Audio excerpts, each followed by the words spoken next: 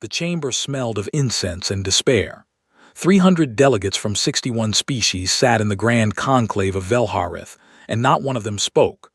On the projection above their heads, a star, Aurelian Prime, population 4.2 billion, blinked out like a candle pinched between two fingers. Just like that. Gone.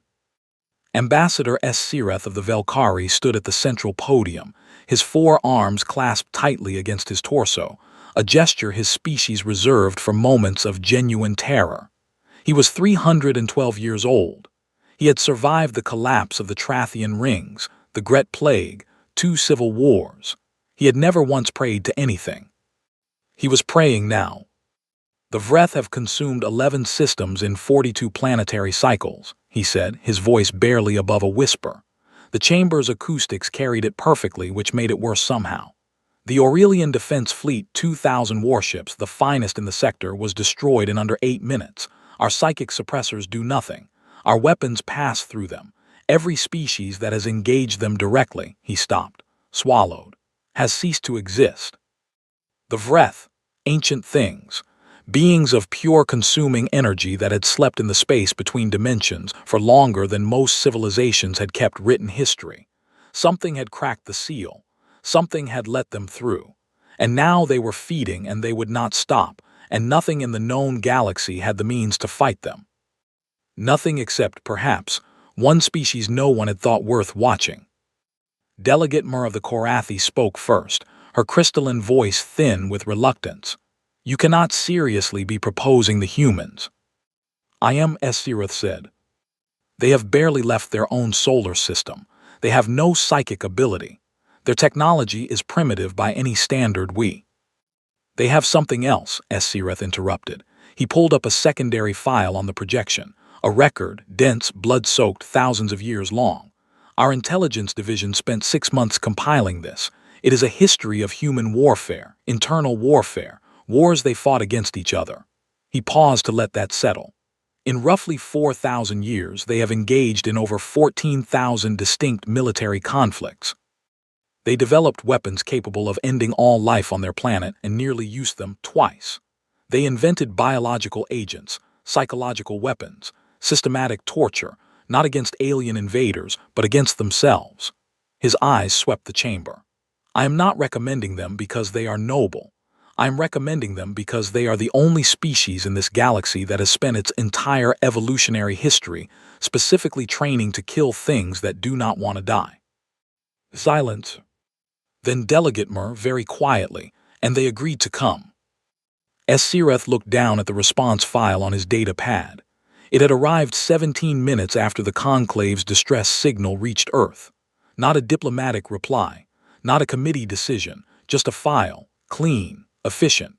A personnel dossier for 12 individuals attached to a single sentence that read, "We're already packed. Send coordinates." They agreed, he confirmed.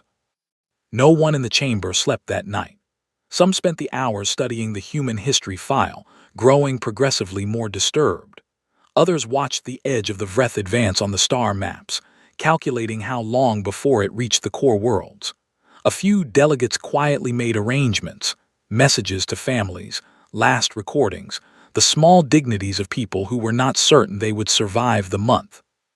Sireth stood alone at the observation window, watching the dark between stars, thinking about a species that had looked at the infinite cruelty of existence and decided, somewhere along the line, to give it back.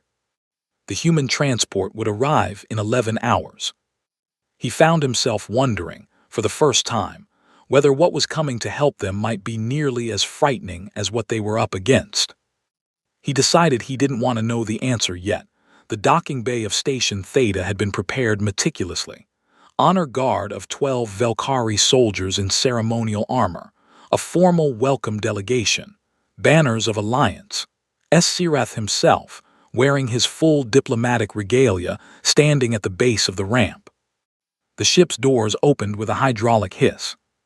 12 humans walked out. Sireth had studied human anatomy in preparation. He understood their size, their biology, their relative physical fragility compared to most combat species. What no file had prepared him for was how ordinary they seemed. They wore mottled green-gray clothing, loose and worn. They carried heavy packs that clinked softly with gear. Several had cups of what SCI-FI had learned was called coffee, hot, bitter liquid they drank at all hours, as though their nervous systems required constant chemical management. Two of them were laughing at something, not politely, actually laughing, shoulder shaking, the kind that meant someone had said something genuinely funny 30 seconds ago and it was still landing. The one at the front, a tall, dark-skinned man with close-cropped hair and the quiet eyes of someone who had seen a great many things and filed them all away without flinching, stopped in front of SCI-FI and extended one hand. SCI-FI knew this gesture, a greeting. He took it carefully. "Master Sergeant Dara Osai," the man said, "and this is my team. We got your file on the Vreth situation during transit." He glanced up at the banners, at the honor guard, at the full diplomatic pageantry arrayed before him. "You didn't have to do all this." "We wanted to show proper respect," SCI-FI said. "Appreciated, but honestly, just show us the maps." Osai's eyes were already moving past the ceremony, scanning the room with the trained sweep of someone cataloging exits and threats simultaneously. "And wherever you've got the intel on the Rift anchor point, we want to move inside 48 hours. Behind him, a compact woman with sharp eyes, Sergeant Yuki Tanaka, the dossier said, demolitions and structural analysis, was already crouching beside one of the station's wall panels, studying it with idle professional curiosity. A broad-shouldered man named Corporal Jard Bren was asking a Velkari aide if the station had a gym. Another soldier, the youngest of the group, Private Kofi Mensa, was standing very still, looking out the bay window at the dark of space with an expression that was not quite fear and not quite awe, but something in between that SCI-FI couldn't name. The briefing room was assembled within the hour. SCI-FI walked them through everything. The Vreth's physiology as best as it was understood, the dimensional rift, the 11 destroyed systems, the 16 failed military engagements by 5 different species. He expected questions about psychic shielding, about energy weapon calibrations, about the frequency spectrums the Vreth occupied. Osai's first question was, what scares them? SCI-FI blinked. We do not believe they experience fear. Everything experiences fear, Osai said calmly. What have they avoided? Where haven't they gone? It was a question no one had thought to ask before. The room went quiet as SCI-FI pulled up the movement maps, and there it was, a gap. A small system the Vreth had curved around, barely perceptibly in their advance. Nothing remarkable about it, except that system had a resonance pulse event 6 cycles ago, SCI-FI said slowly. A dying star. The shockwave would have created a specific dimensional frequency. Write that frequency down, Osai said to Tanaka. She was already writing. That night, long after the formal dinner that the humans attended politely and mostly in silence, SCI-FI walked the corridors of the station and found one of the soldiers sitting alone in an empty observation room. Private Mensa, cross-legged on the floor, eyes closed, lips moving slightly. SCI-FI almost left. Then he heard it, names. A soft, steady list of names. He didn't know whose names they were. He didn't ask. He backed away quietly and didn't sleep until morning. The insertion point was a dead moon called Thresh 4, scarred black with craters, orbiting a gas giant on the outer edge of Vreth-controlled space. No atmosphere worth the name. Temperature -90 on the surface.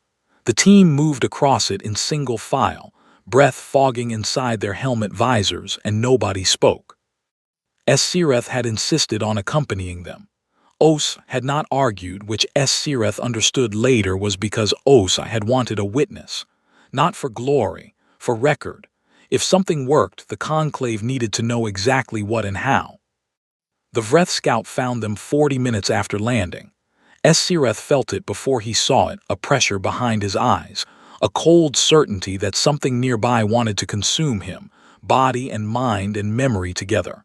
He had read the reports. He understood intellectually what the Vreth did. Understanding did nothing to prevent the paralysis that seized his legs when the thing materialized 30 meters ahead of them. a towering column of dark energy that pulsed with something that felt obscenely like hunger. He looked at Osai. Osai was already moving not away but sideways, fast and low, hand signals snapping to the team. They split without a word. Tanaka right, Bren left, two others circling wide. The scout Vreth turned, tracking the largest cluster of psychic signatures. Sireth realized with cold clarity that they were using his fear, his panic, as bait. He forced himself to stand still. It was the hardest thing he had ever done. The Vreth surged forward. What happened next took 11 seconds. Sireth had reviewed the helmet footage many times afterward, and it still didn't fully make sense to him as a sequence of events. 3 shaped charges detonated in a geometric pattern around the creature. Not to destroy it, the charges were far too small for that, but to force it into a specific corridor of space. Tanaka had calculated the resonance frequency on the transport. The charges were tuned to it. As the Vreth compressed into the kill zone, Bren fired a modified pulse weapon directly into its energy core. A shot that shouldn't have worked by any physics Sireth knew, and did. The Vreth came apart, not dramatically, quietly like a sound being switched off. Silence on the moon's surface. Osai walked to the dispersal point, crouched, and checked something on a handheld instrument. Tanaka was already crouching beside the residual energy signature, scanning, taking samples. Sireth stood very still and tried to remember how to breathe. "Is it?" he managed. "Dead," Tanaka confirmed, not looking up. Resonance disruption worked. Frequency needs slight adjustment for larger specimens, but the principle holds. She made a note. Same as any apex predator, they have a frequency at which their structural coherence collapses. You just have to find it. "You used my fear," Sireth said. The words came out strange. Not accusatory, just factual. "Your fear gave off a strong psychic signal," Osai said, standing. "It was the best lure available. I should have told you beforehand. I apologize for that." He said it simply, without deflection. "You held your ground. That took courage." "I was terrified," Sireth said. "Yes," Osai agreed. "That's what courage is." They spent 2 hours on the moon afterward, not resting, cataloging. The humans moved through the dispersal field with methodical care, instruments out, mapping everything, building a picture of a creature no living being had ever successfully killed before. Sireth watched them work and tried to identify the feeling in his chest. It wasn't hope exactly. It was something colder and more reliable than hope. It was the feeling of watching professionals do what they were made for. On the transport back, Mensa sat beside Sireth and offered him a protein bar without comment. Sireth took it. They sat in silence for a while. "Were you afraid?" Sireth finally asked. Mensa looked at the ceiling for a moment. "Yeah," he said. "Always am." He paused. "Doesn't go away, you just learn to work while it's happening." Sireth thought about that for the entire journey home. While Osai's team pushed deeper into contested space, Sireth made a decision he would later describe to colleagues as the most disturbing thing he had ever voluntarily done. He ordered the complete human historical warfare archive. The Conclave's intelligence division had compiled it over 6 months at his earlier request, but he had read only the summary. 16 pages, statistics, numbers, the dry language of threat assessment. Now, sitting alone in his quarters while the team slept and the station hummed around him, he opened the full document. It was 4,312 pages long. He started at the beginning. Ancient conflicts, primitive weapons, territorial disputes that wiped out thousands. He expected it to thin out as the species matured, as they developed governance and law and philosophy. Every species' history showed that arc. The savage early period giving way to structured civilization, violence decreasing as complexity increased. Humans didn't follow that arc. The violence scaled with the complexity. As their technology advanced, so did the lethality. They invented gunpowder and immediately applied it to killing each other. They split the atom and within a decade pointed it at their own cities. They developed biological science, a field of study whose entire premise was understanding life. and within the same century weaponized it into agents capable of killing millions. Every tool they ever made, they made a weapon version of it. Every science they ever discovered, someone in a building somewhere was already calculating the military applications. And then there was the psychological dimension, which was somehow worse. They had not merely killed each other. They had developed sophisticated systems of psychological dismantlement, studied methods for breaking an enemy's will before the first physical blow was struck. They understood how the mind worked and used that understanding against itself. They had trained individuals to resist their own minds under pressure, and then trained other individuals to apply that pressure. At page 2000, SCI-FI stopped and sat back and stared at the wall for a very long time. What he was sitting with was not the brutality. He was old enough to have seen brutality across a dozen species. What unsettled him was the iteration, the endless, patient, multi-generational refinement of the art of violence. Every war taught them something. Every defeat was studied, cataloged, corrected. They failed and adapted and came back with something worse and more efficient. For 4,000 years, they had been running an unbroken research program into the most effective means of ending things that did not want to end.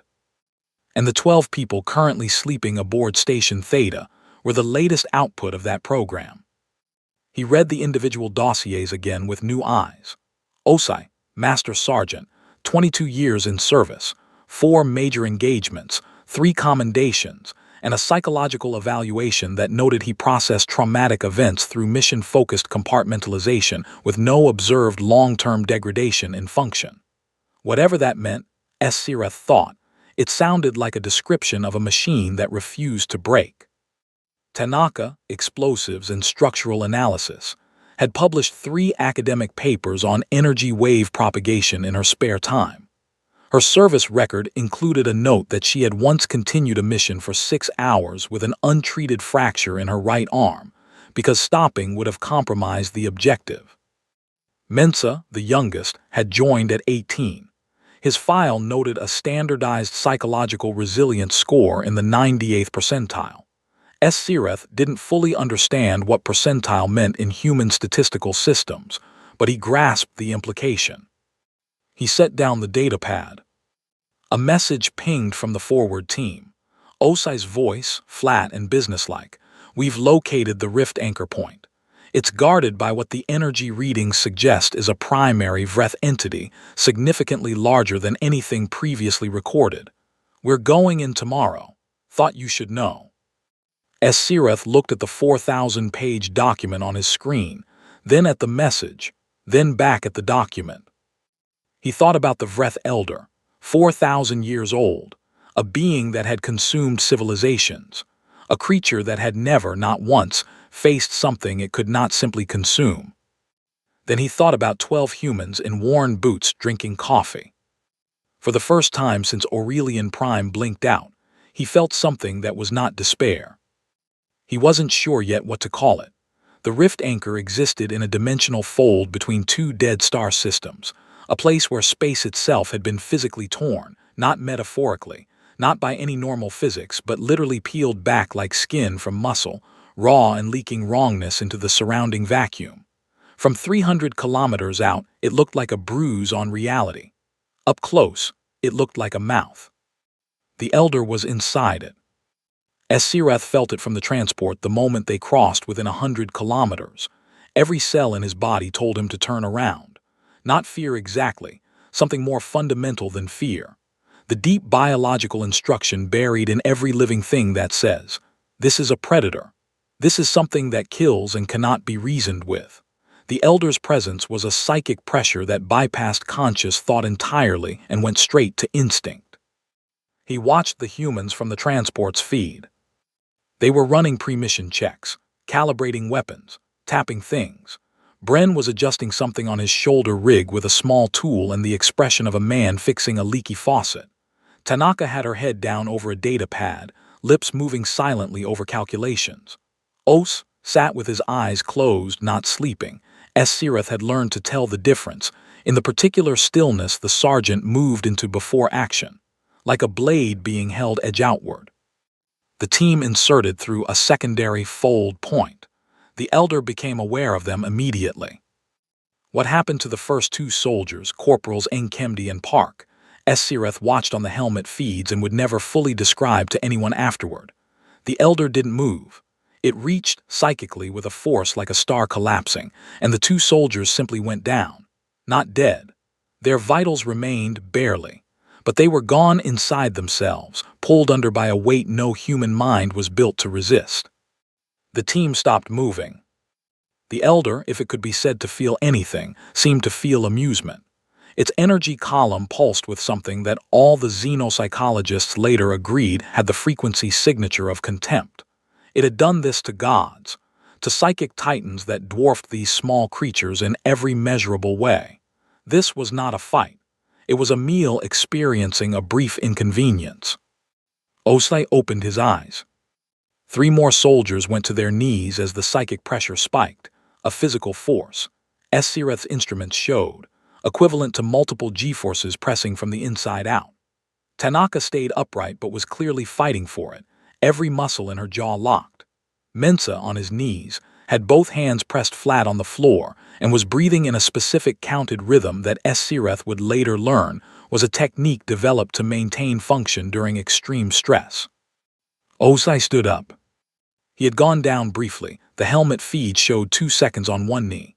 Then he was up, walking forward, toward the elder, slowly with the steady gait of a man who had decided something and was now simply executing it.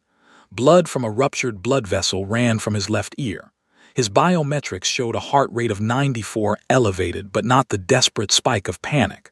Controlled elevation, the heart rate of someone working hard. The elder's psychic presence intensified. In the feed, Esireth watched Osai's jaw tighten, an involuntary response, the only one.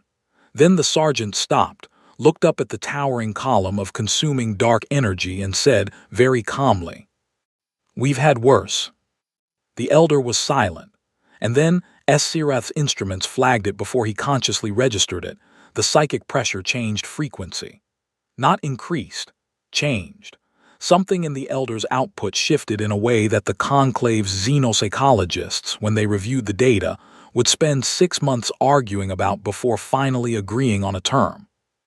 Uncertainty. The elder was uncertain. For the first time in 4,000 years, it had encountered something it could not immediately categorize. It pressed harder. Os didn't move. The 3 kneeling soldiers dragged themselves upright one by one, using each other, using the walls, using whatever was there. Mensa stood last, shaking, and looked directly at the elder with an expression that was equal parts exhaustion and refusal. It was the refusal that changed everything. Because the Vreth fed on surrender, on the psychic collapse of a mind giving way. And these things, these small, fragile, biologically unremarkable things, were not giving way. They were absorbing the pressure and standing back up, slowly, painfully, again and again, like they had been practicing exactly this for their entire lives. Because they had, what followed was not glorious. Esireth wanted to be clear about this when he wrote his report afterward. Across the galaxy, when this story eventually spread, and it did spread, the way all impossible things spread, person to person, system to system, until it became something between history and myth, people imagined it as a grand battle. Lights and explosions. Noble sacrifice framed in cinematic slow motion. It wasn't like that. It was 4 hours of methodical, grinding, merciless work. Tanaka had the resonance device half-built during the insertion. She finished it on the floor of the rift chamber with her left hand because her right had been caught in a secondary psychic shockwave, and the fingers wouldn't fully close. She didn't mention this to anyone. She simply worked with the other hand and occasionally held a component with her teeth while she fastened a connector. Bren's job was the worst one. The resonance device needed to be anchored to the rift's physical membrane, the raw edge of torn space, from the inside, meaning someone had to go into the fold itself, a few meters into the dimensional tier, and physically bolt a device to a substrate that wasn't supposed to exist in 3-dimensional space. Esireth had asked in the planning stage whether this was survivable. Os had not answered that question directly. Bren had volunteered anyway. He went unconscious. He came out 40 minutes later, and he was conscious for approximately 3 minutes after that before his body made a decision his will couldn't override and he lost consciousness. But he had done it. The device was anchored. His vitals were stable enough. SCI-FI learned later that Bren had known going and what the dimensional exposure would likely cost him and had gone anyway, calmly, as if it were a normal logistical problem with an acceptable solution. The Elder fought them the entire time. Not in a physical sense, it had no physical form that could be grappled with. It fought psychically in waves, targeting individuals with focused pressure, looking for the one that would break and give it purchase. It found nothing it could use. Every time it found an edge, the human it was pressing would shift, not away from the pressure but into it, absorbing it, redirecting it, running on something that wasn't courage exactly but was something more sustainable than courage. Stubbornness, perhaps, or the 4,000-year-old muscle memory of a species that had survived every catastrophe it had ever built for itself. When the device activated, the rift chamber filled with a frequency that had no sound in normal space, but registered on SCI-FI's instruments as a wall. The Elder reacted for the first time with something unmistakably like alarm. Its energy column contracted, pulled in, tried to compress away from the frequency. HFY's team closed the distance immediately. What they did in the next 6 minutes with modified pulse weapons, improvised dimensional shunts, and raw physical positioning SCI-FI's instruments recorded faithfully, but he couldn't fully reconstruct in sequence. It was too fast, too layered, too simultaneous. What he could tell, watching the energy readings, was this: the Elder tried to flee. HFY's team did not let it. They had planned for this. The flanking positions, the secondary charges, the dimensional anchors Mensa had been placing for the last 2 hours while everyone else held the Elder's attention. It was a net. The Elder hit every edge of it and found a human waiting there, weapon up, expression flat, absolutely immovable. The ancient entity that had consumed civilizations was contained in a shrinking field by 8 people in worn boots. Then the device reached full power. The Elder's collapse was felt across 9 star systems simultaneously. SCI-FI's instruments registered it. Every Vreth entity in the sector registered it. They felt their oldest, their most powerful, their first dissolve like smoke in a high wind. The effect was immediate and total. Vreth across the sector stopped moving. Some simply ceased. Others retreated back toward the rift, which was already collapsing with the Elder's death. HFY stood in the center of the chamber and watched the rift seal itself for a long time without speaking. Tanaka sat on the floor and let her injured hand rest in her lap. Mensa, covered in something dark that SCI-FI didn't want to examine too closely, had his head bowed. 7 had walked in. 4 were walking out. The others were alive, barely. Bren, Nkemdi, Park, breathing, stable, each of them carrying something in their bodies that the medics would spend months working to understand. HFY looked at SCI-FI through the helmet feed. "Close the rift," he said, "and get a medical team to Bren." That was all he said.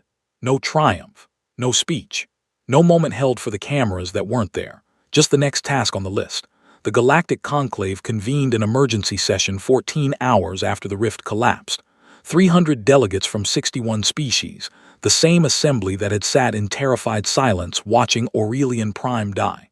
Now they sat in a different kind of silence, the silence of people trying to recalibrate something they thought they understood. The Vreth advance had stopped, not paused, stopped. In systems across the sector, the remaining entities had retreated into diminishing pockets that the Conclave's own forces, emboldened, suddenly and finally by having a frequency weapon to point, were managing without difficulty. The rift was sealed. The Elder was gone. 11 systems remained destroyed, their populations unreturnable. That grief was real and enormous and would last generations. But the advance was over. It had been stopped by 12 people in 48 hours. Delegate Mur of the Korathi moved that the humans be awarded the Conclave's highest honor, the Star of Velharith, and that Master Sergeant Os be invited to address the full assembly. The motion passed unanimously. Osai declined the address. He sent a brief written message instead. "Thank you for the honor. Our team would prefer the time be used for medical support for the injured, Please direct any ceremony toward that purpose. SCI-FI delivered the medals personally to a small room in the station's medical wing, where the survivors sat in two clusters. Os, Tanaka, Mensa, and two others who had made it through largely intact sat on one side.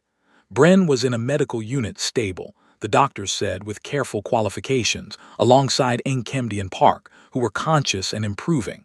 SCI-FI placed the medals on the table. Nobody touched them for a while. Then Osai reached into the breast pocket of his jacket and took out a small, folded card. He opened it carefully, the way someone handles a thing that has been handled many times and is still precious. He began reading names aloud. Not loudly, not for an audience, just reading them. SCI-FI recognized two of the names, the soldiers who had not come back from the rift chamber. But there were more names on the card than two. Many more. Names from before this mission. Names from years and conflicts preceding the Vreth, preceding the Conclave, preceding anything SCI-FI had any connection to. Private names. Mission names. The names of people Osai had served with, and lost in places across a human history that SCI-FI had spent 3 days reading and still did not fully understand. The others in the room were quiet while he read. When he finished, he folded the card and put it back in his pocket. That night, the Conclave's emergency political session ran for 9 hours.